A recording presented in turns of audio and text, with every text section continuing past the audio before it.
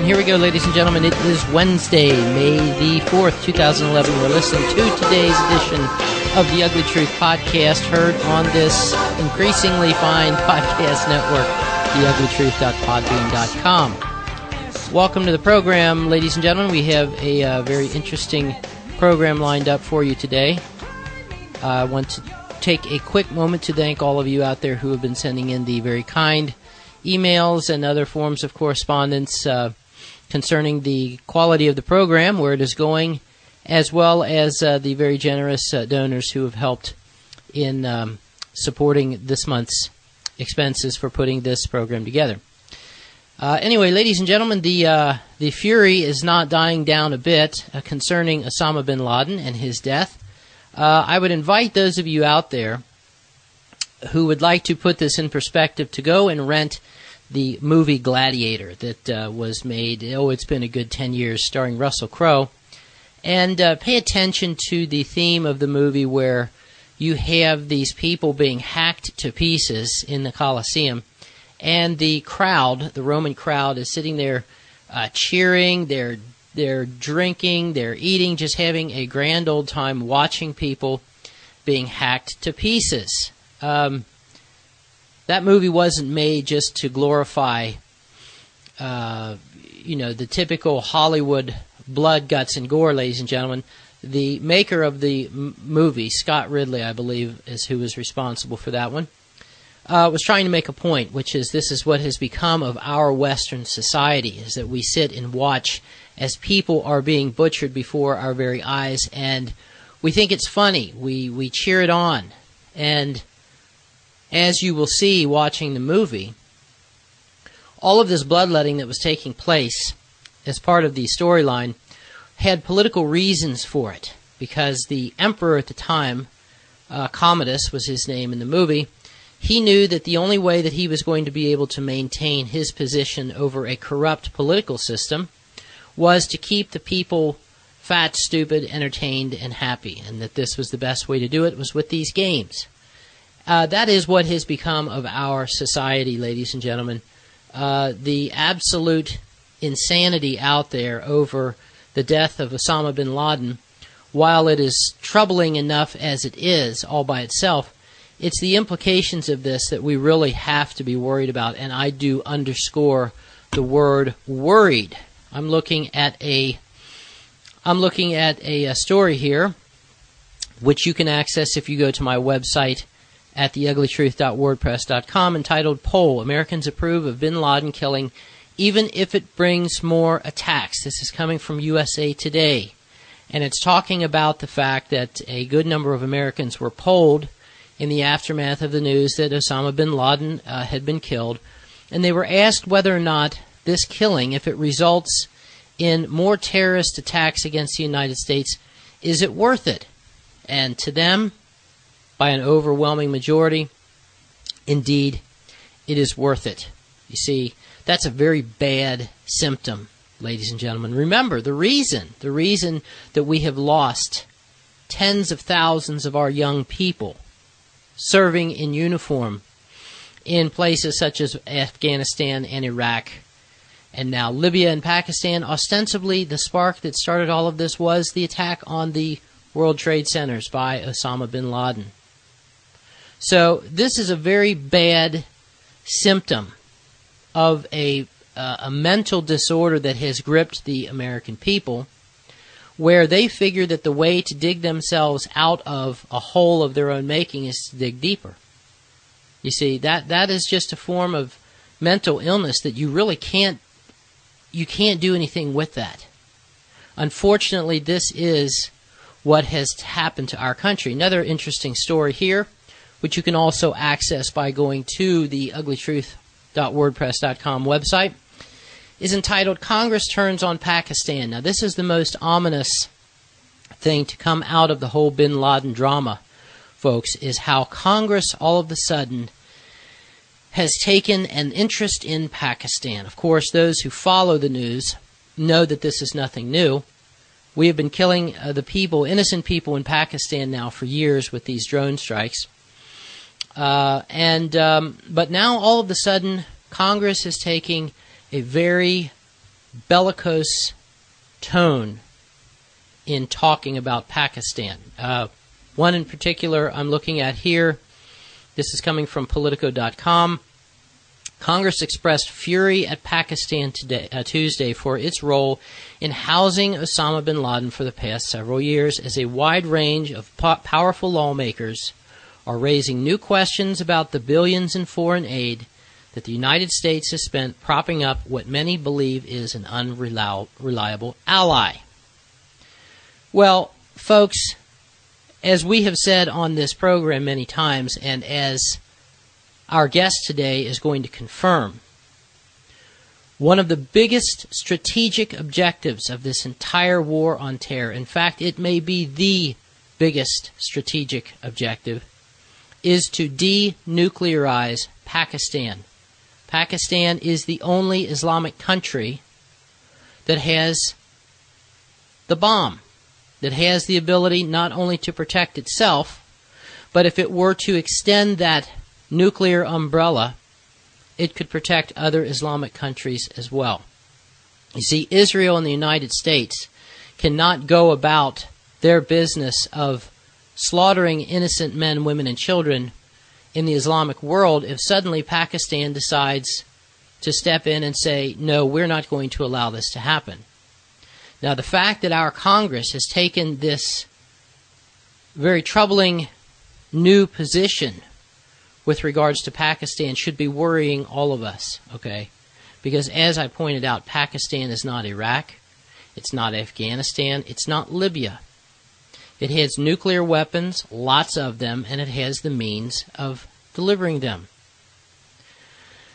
That is the topic for today's program, ladies and gentlemen, and I am joined by my very special guest and good friend, Zaid Hamid. He has been on this program several times. He is coming all the way to us, all the way from Pakistan. The reason I decided to have Zaid on, in addition to the fact that he is an expert when it comes to discussing matters such as these, is that he put out an excellent new video, which, again, you can access by going to the uglytruth.wordpress.com website, and you can see for yourself.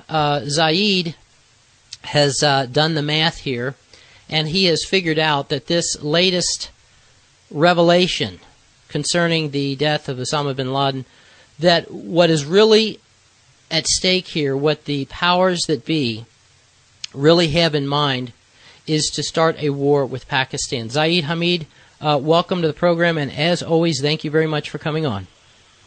No, thank you, Glenn. It's absolutely my pleasure being with you, and my best wishes to all your listeners. Thank you, thank you. First of all, the video that you made, a very inspirational video where you basically are speaking one-on-one between Zaid Hamid and the powers that be, meaning Israel, the United States, and India, and you're saying, look, we know what you're planning to do. We know that this bin Laden story is just a precursor to you eventually invading our country and destroying it. Don't even think about it, because we're not going to sit by and allow this to take place as has taken place next door in Afghanistan and in Iraq. Is that an accurate statement, Zaid, that the bin Laden drama that's taking place right now is just a precursor to a military invasion of your country? Mark, there is absolutely no doubt about this. I mean, whatever version that the American regime is putting out is actually insulting the intelligence of the same people of the world.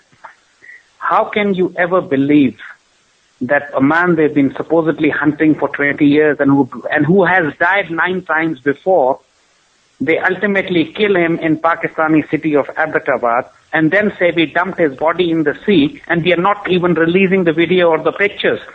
Second, never in the American media would you hear again all you have heard in the past that during this so-called operation, an American Apache helicopter was also shot down. Mm-hmm.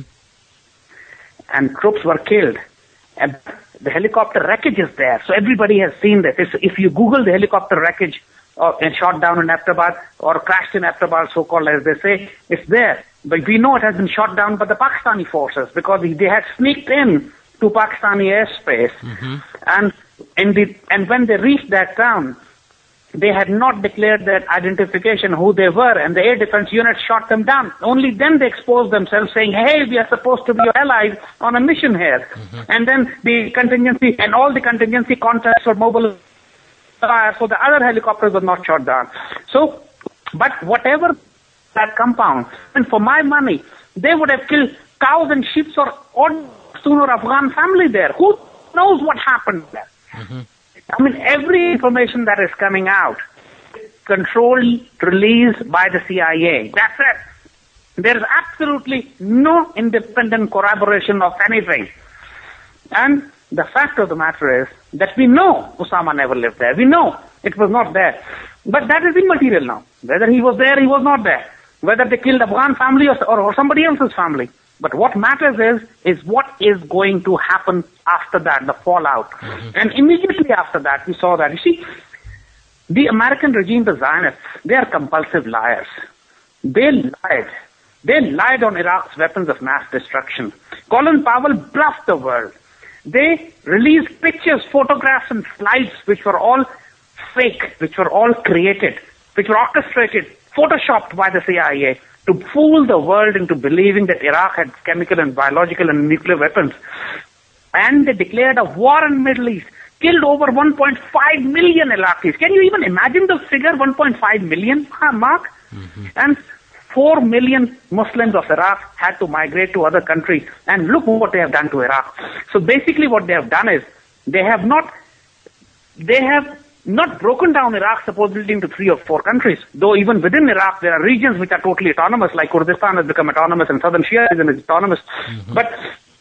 But what they have done is, they have decapitated Iraq, they have destroyed its military potential. Okay, there's insurgency, unrest, violence, riots, kidnapping, hostage taking, that's going on, but that's not a threat to the state of Israel.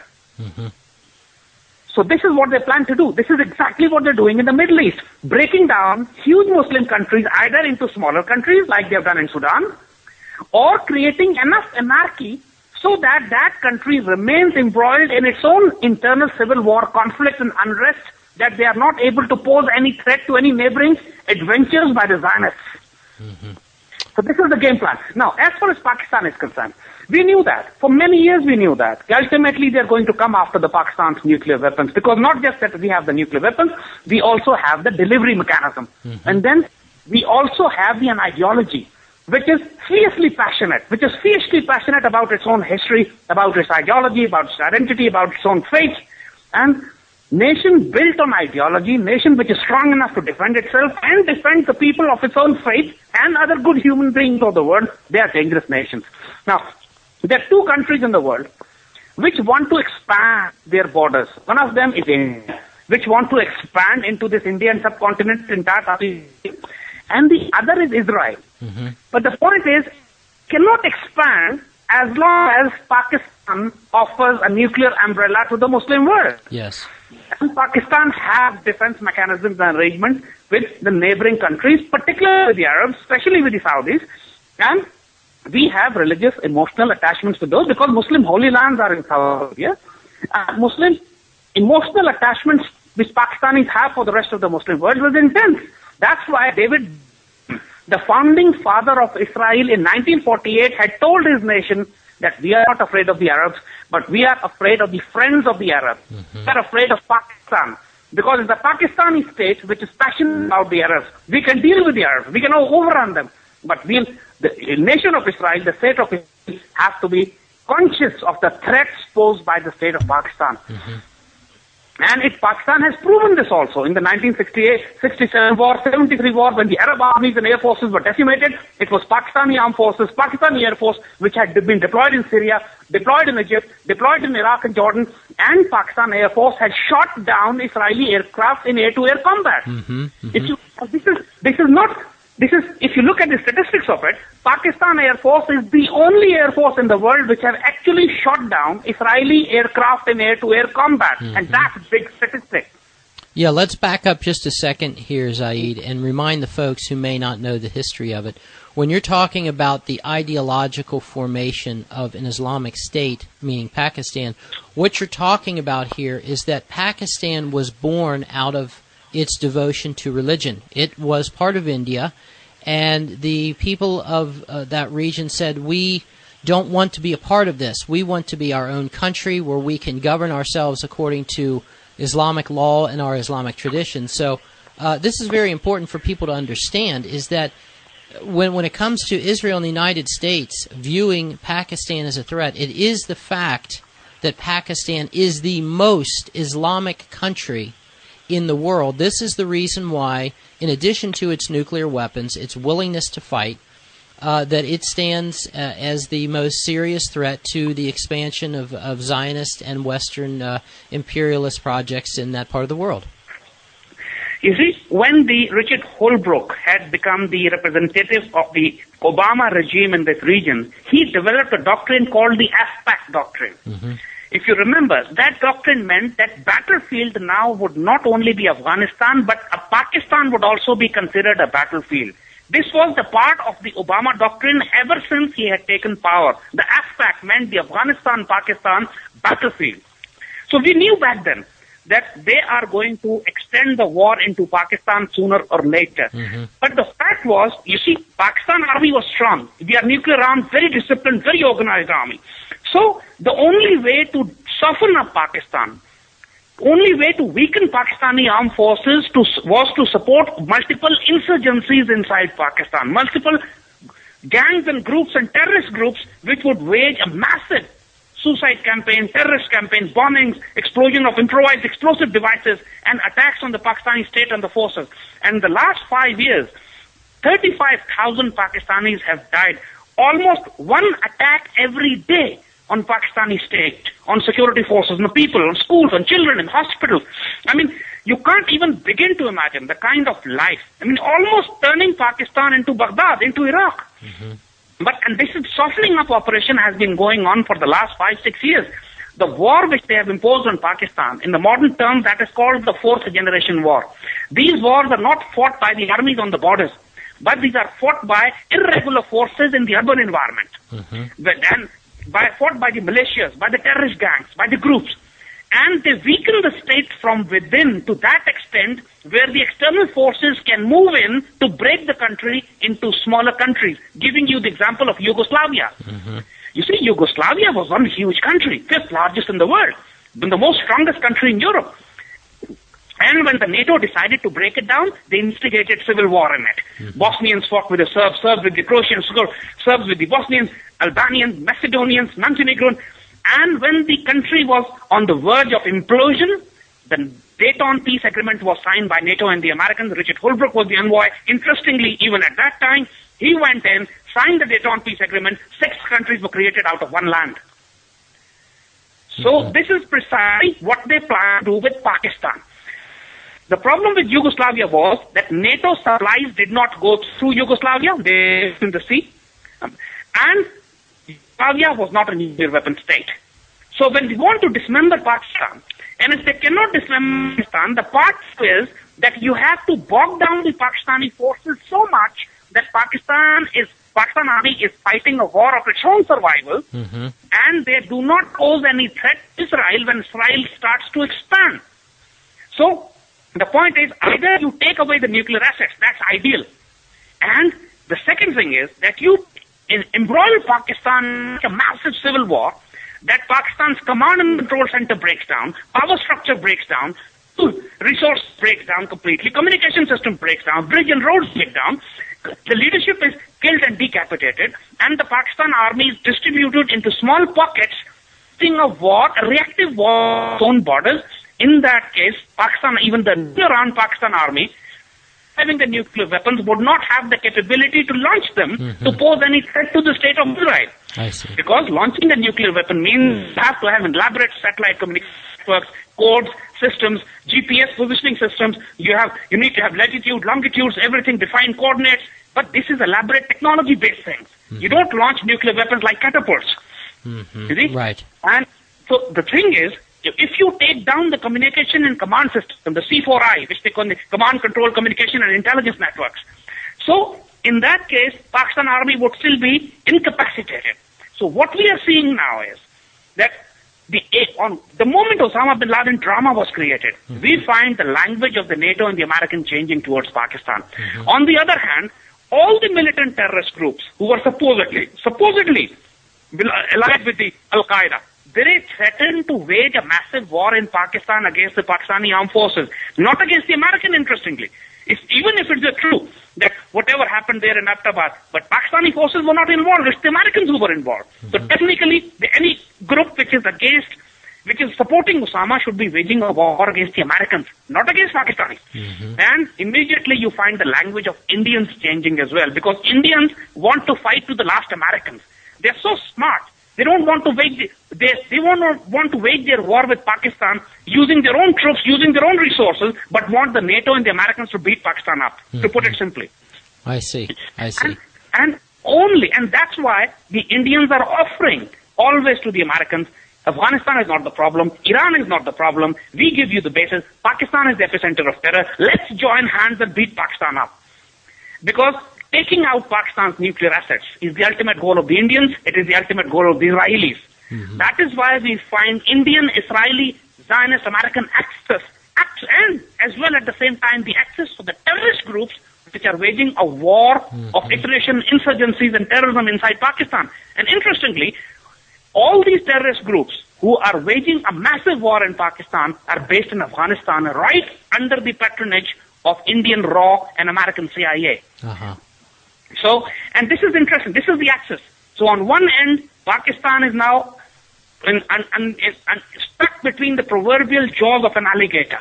On one end, you have the terrorist groups. On the other hand, you have state terrorist groups like CIA and RAW and Mossad and Israeli government and Indian and the neocons. So this is where Pakistan stands today. And in the coming months, I can assure you that you will see the entire world community going to the United Nations. On one hand, they're going to wage a war of terror in Pakistan. I fear they want to turn Pakistan into like Iraq. Already, the most incompetent and corrupt, ruthlessly sold, treacherous government is in place in Islamabad, which has sold the country down the throat of IMF, World Bank, and the neocons. And with this level of government, media, they have spent almost $50 million just this year buying out Pakistani media. The entire Pakistani media cartels, channels have been purchased, bought, penetrated, the anchors, the analysts, everybody is massively bought.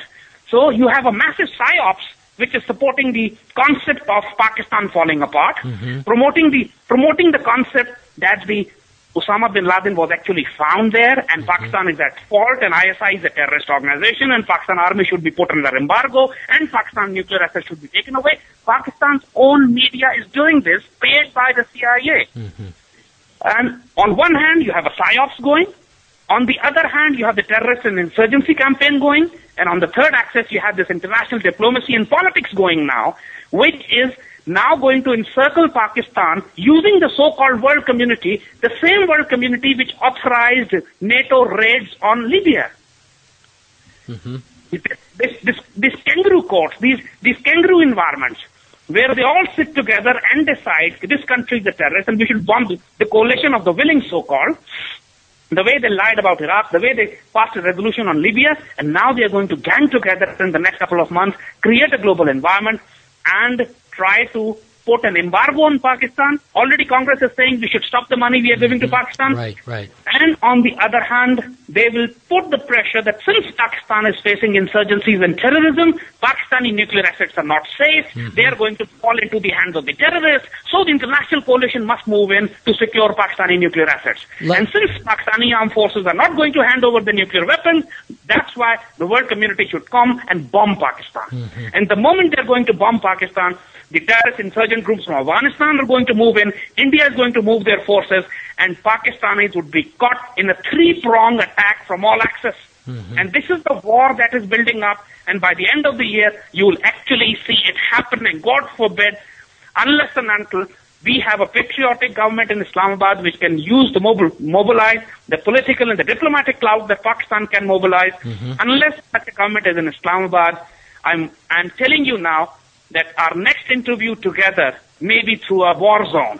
I might be fighting for survival for myself, for my country, for my nation, because we know it's coming. We know it's exactly the same way the Iraqis were surrounded. They saw it coming. They could not do anything to prevent it. Pakistan still can prevent it, provided our armed forces overthrow this government, bring in a regime change, and take a stand. And which army right now understands this game, but they are stuck between a rock and a hard place. If they overthrow the government, still the world community would say, military takeover, martial law, closure of aid, and everything, and economy is already bankrupt, and army knows they will not be able to run the country. If they let this thing happen, they see the country falling apart right in front of their eyes. While we speak, army commanders would be meeting tomorrow morning in Rawalpindi, discussing what to do. I mean, this is really a crisis situation for Pakistan now.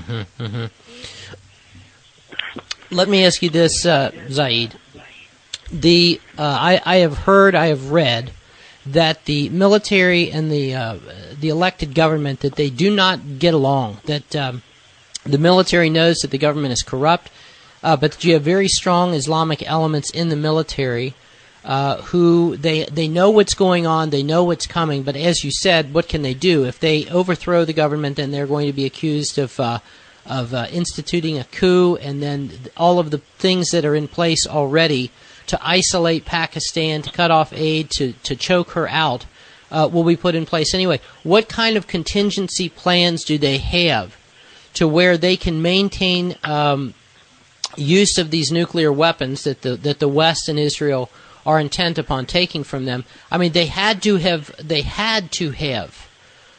told the United States, listen, if you shut down our infrastructure, we will still manage to be able to launch our nuclear weapons. So don't even think about it. How can they maintain that deterrence, that threat of nuclear retaliation? You know this better than I do because you speak with the people there and you know the system there. What kind of system do they have where they can maintain this deterrence, even if the West goes through with this plan of destabilizing Pakistan? You see, one thing which is very fascinating about Pakistan's geopolitics is that Pakistan is the strongest Muslim ally of China as well. And everything that Pakistan does in terms of its defense, Pakistan has parallel programs going, 2 parallel programs going. One, Pakistan's defense cooperation with the West, where Pakistan is taking the F-16s and the Western equipment. On the other hand, Pakistan is simultaneously developing joint strike fighters with the Chinese Air Force. And Pakistan's entire nuclear and missile program is actually built with the help of Chinese. So Chinese satellites we use, Chinese communication equipment we use, Chinese aircraft, their radars, so basically Pakistan is the most strongest ally of the Chinese military establishment as well. So this is where the backup is. This is what the insurance policy of Pakistan is. And second thing is that Pakistan Army still knows that NATO's 150,000 troops are in Afghanistan. If there is a turmoil in Pakistan and the NATO supply lines are cut, because 80% NATO supplies goes through Pakistan, 64% of their fuel go through Pakistan, and if NATO pushes Pakistan beyond a certain limit, or there is an unrest or chaos which is not in control of the Pakistani establishment, that chaos can actually block the NATO supplies, which would choke the Americans and the NATO in Afghanistan, where they would be sitting ducks for the rising insurgency of Taliban. So it's a catch-22 situation for the Americans and the NATO as well. This is what I said. These are the advantages that Pakistan have, which Yugoslavia did not have. Yugoslavia was an ally of the Soviets, but at that time, even the Soviet Union had broken down. That is why the Soviet Union could not come to help Yugoslavia. But China is the strongest rising power, looking the Americans into the eyes and standing behind Pakistan. Let me ask you this, Zaid. In the event that hostilities break out between NATO and Pakistan, you talked about the 150,000 NATO troops next door in Afghanistan. How many men could Pakistan put in the field? Do you have a compulsory military service provision in your country where young men have to be trained in military discipline and tactics, to where if the government decided that it needed to arm the populace, that it would have a well-trained military immediately? We are 170 million people. and we are martial races. In the entire northwestern region of Pakistan, the NWFP, the Pashtun tribes, and there are 5 million of them. Every house has got an AK-47 or a rocket launcher or a machine gun or even an anti-aircraft gun. We are a martial race. So Pakistan army is about 750,000, about 700,000 men. And then along with we have about 500,000 paramilitaries and then few 100,000 police. But every house in Pakistani rural area or household has some form of weapon or another. So if the paramilitaries, the militias, the local volunteers, the tribals, Pakistan actually liberated Kashmir. The Kashmir that we have in Pakistan's hand today was actually liberated by the tribals from the Pashtun region, not by the Pakistan army. It was the tribals who fought against the Indian army in 1948 to liberate the Kashmir that we have today. And the people who are resisting the Americans and the NATO and before that who resisted the Soviets in Afghanistan were not the army of the Afghan National Army. They were the peasants, farmers, shepherds, the poorest people of the Afghan and Pashtun society who picked up arms, who fought against the Soviets, who sacrificed their homes and families, and since they are used to living on the bare minimum lifestyle, I mean less than $1 a day, that's their normal life. So you can't really destroy their homes, you can't really take anything away from them because they don't have anything at the first place. So this is what even now in Afghanistan, the Americans and NATO are forced to say the AK-47 rifle is defeating the entire might of the American and the NATO forces. So this is what we have. So on ground, if you're actually talking about the armed men which can be raised in Pakistan to fight against, that number can actually run up to 5 million fighting, fully armed men. Okay. Trained and men. That's the Meaning, figure I'm giving you. I mean, not just that they are armed, but they are trained. They know how to fight. That's our culture. Every one of us knows how to use AK-47. Even right now when I'm talking to you, in my bedroom corner, there's an AK-47 loaded. I love it. I love it. Good. Well, that's good to hear. Not because I want to see any of my fellow Americans get killed, but there is something about deterrence that I hear up in this part of the country where I live. You can go around town with a pistol strapped to your side, and nobody's going to give you any trouble. Now, I happen to be a very small man. And it's amazing how much respect I will gain from much larger people when they see that I'm carrying that I'm packing heat. So anyway, well, let me ask you this then, Zaid. Now that this thing with Osama Bin Laden has been loosed on the world, and more importantly on the American people, I mean, we see all of these ridiculous stories coming out, okay? The United States now today has announced, Obama himself has announced, that they're not going to release any pictures of Osama Bin Laden. Supposedly, they threw his body into the ocean, okay? All of these excuses, this seems like an act of desperation. Do you think that they planned on doing this at this time, or did the situation in Libya with the killing of Gaddafi's son and grandchildren, did it pose such a damaging public relations problem for the United States that they decided to pull this Osama bin Laden thing out of their hat in order to take what was done to Gaddafi's family off the front pages? You see, there's a joke circulating around in Pakistan right now is that next time if there's a tsunami in America, they're going to blame Osama bin Laden since he's in the sea now. Exactly. That's good. Yeah. Well, do you think that they planned on doing this Osama bin Laden thing now? Were they waiting?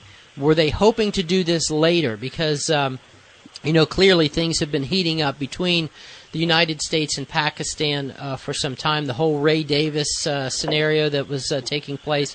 Do you think that this was on their timetable, or is this an act of desperation on their part?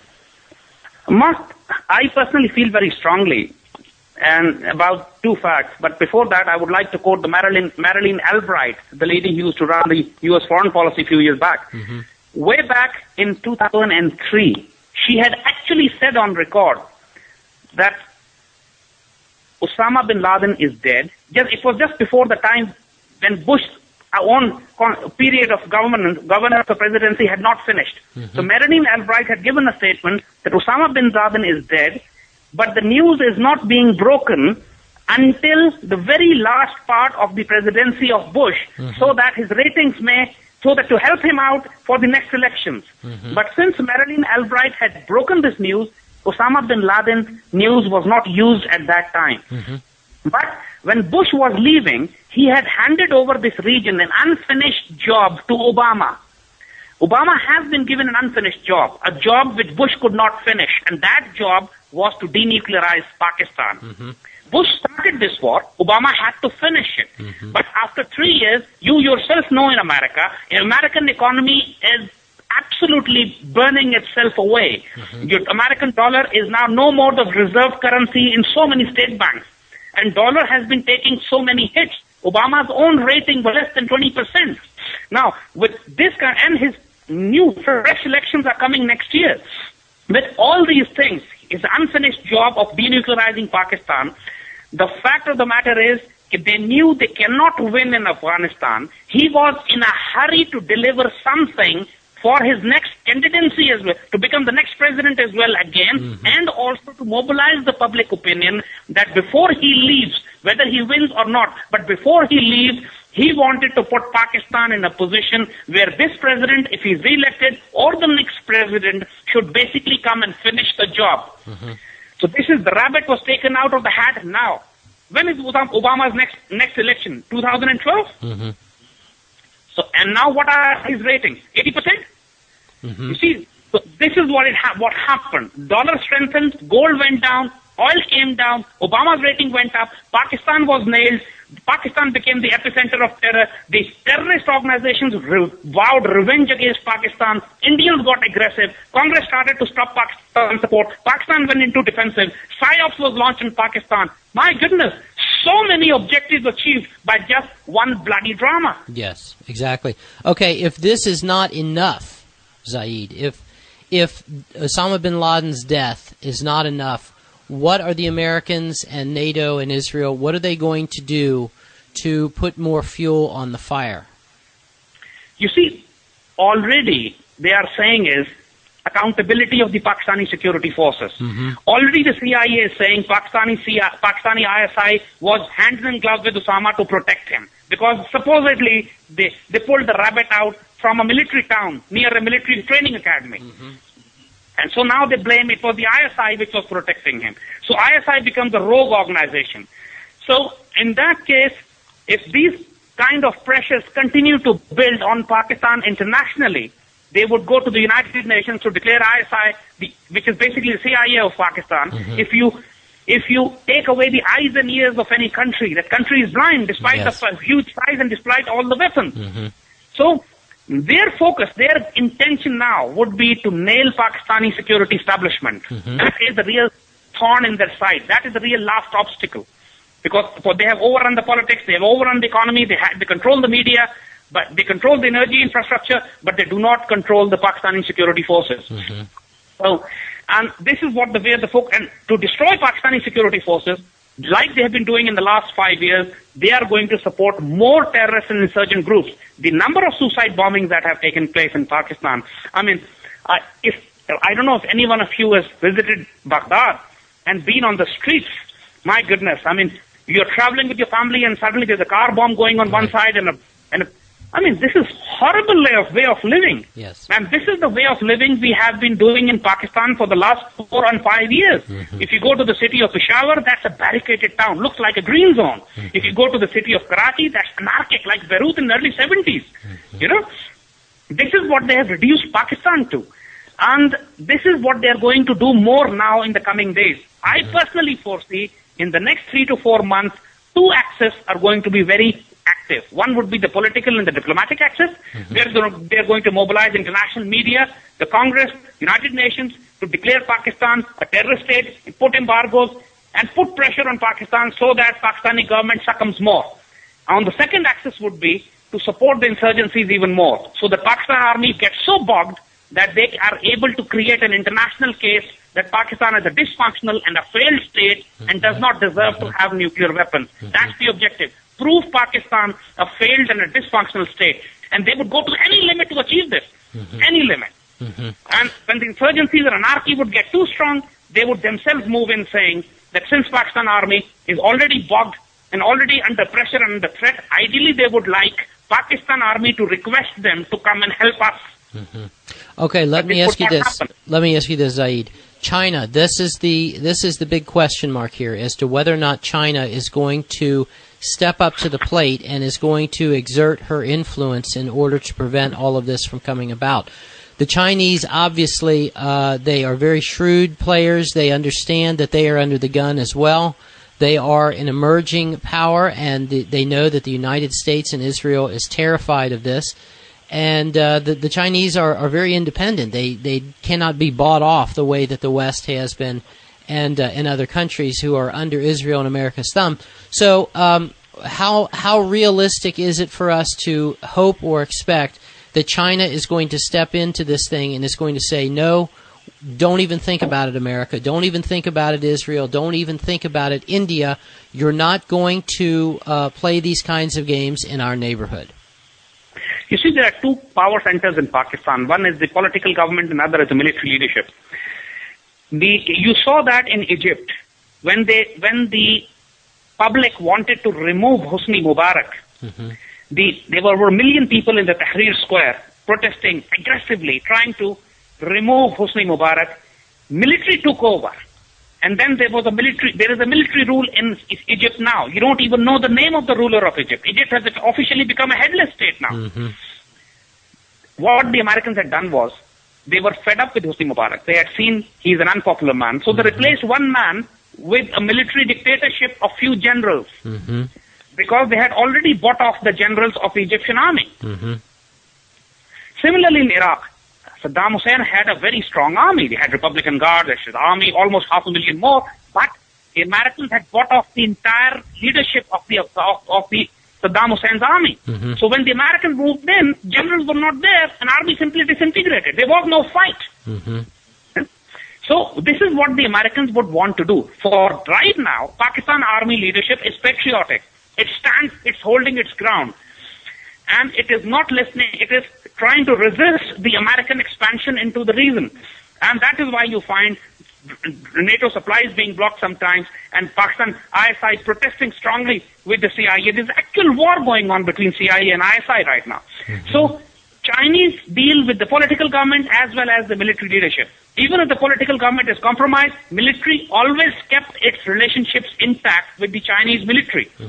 But the point is, if through this insurgency and terrorism, they are able to, Americans or CIA is able to eliminate Pakistan Army's leadership, or they are able to compromise any one of them, then Chinese would also be in a fix. Because, you see, and then that would be a very dangerous situation for Pakistan. But right now... Go ahead, sorry.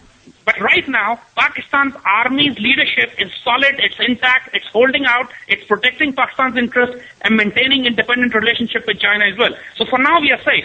But again, as we said, the campaign of terror is going to be unleashed in the next few months. They're going to up the ante now.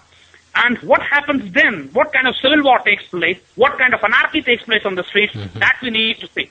So realistically speaking, what we can expect to see is that you will have assassinations or assassination attempts on high-level military leaders in Pakistan's army and air force and the nuclear forces. Of course, all of this will be blamed on the terrorists operating in Pakistan.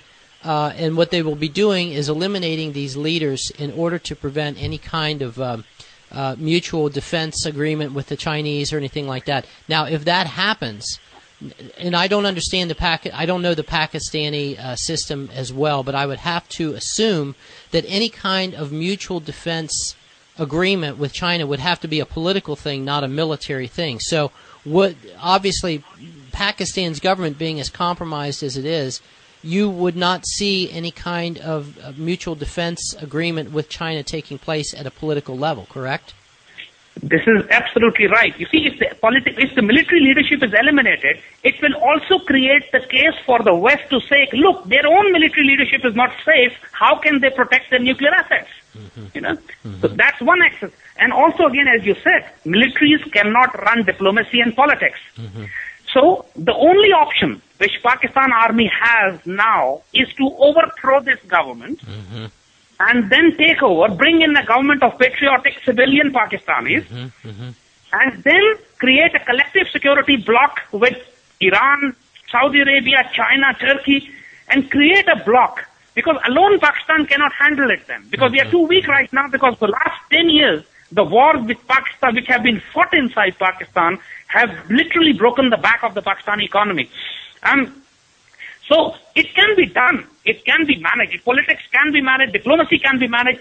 Chinese are just waiting around the corner for some kind of signal from Pakistan to move in or help. They would even like to come in physically to help Pakistan. Really? No issues with us. Really? No issues, absolutely. And Chinese have a strategic interest in Pakistan. They know we are their soft belly.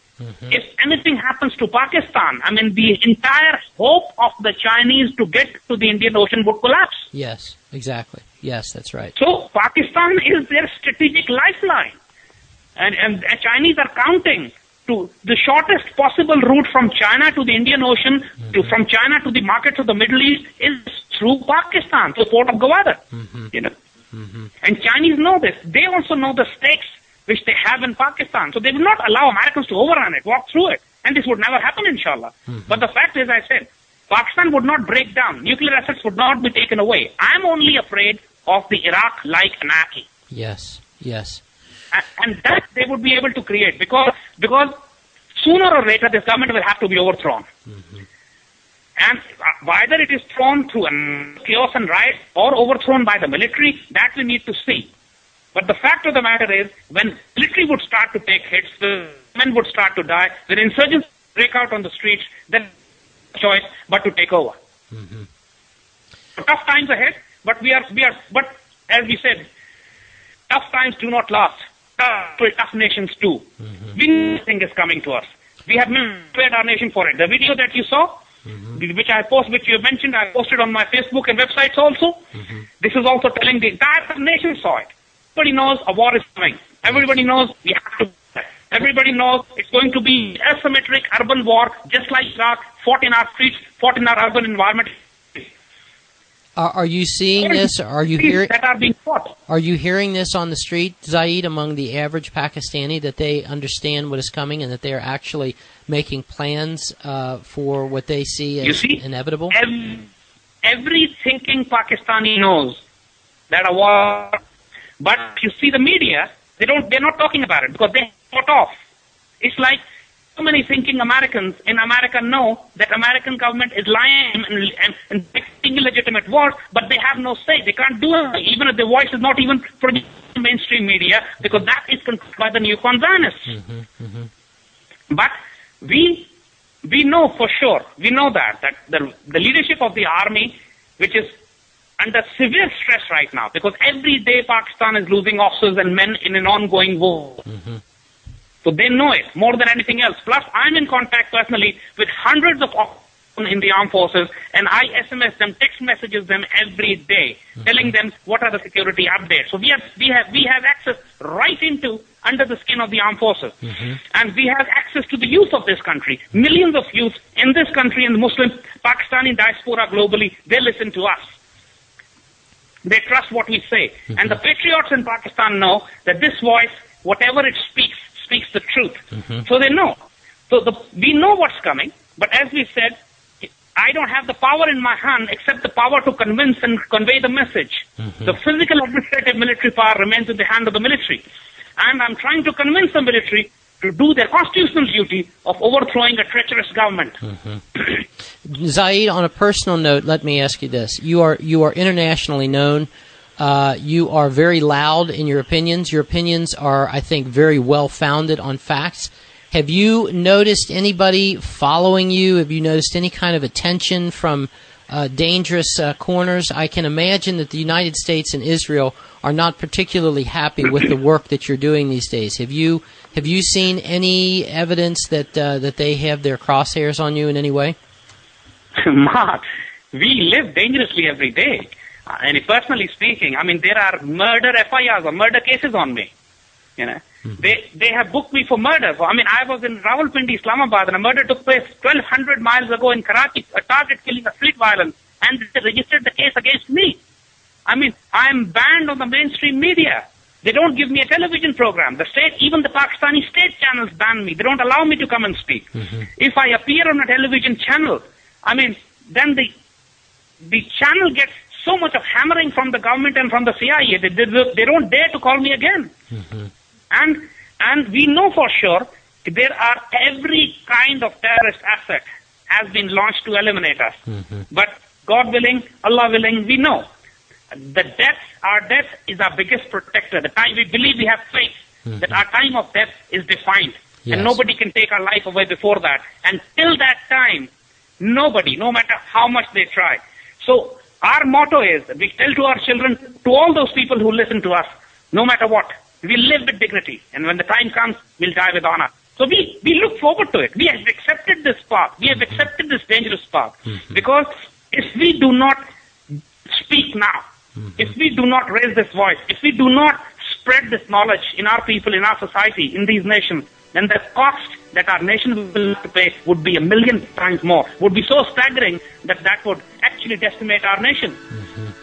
Someone has to do it. Absolutely. Zaid, I promised to only keep you for about 45 minutes because you said that you were on a cell phone and the battery is not exactly reliable, so I'm going to keep my promise to you and cut you loose here in just a moment. I would like to speak with you off the air, though. So if you would please just hang on for a moment while I close out the program. I will be right back. You're most welcome, Mark. Thank you.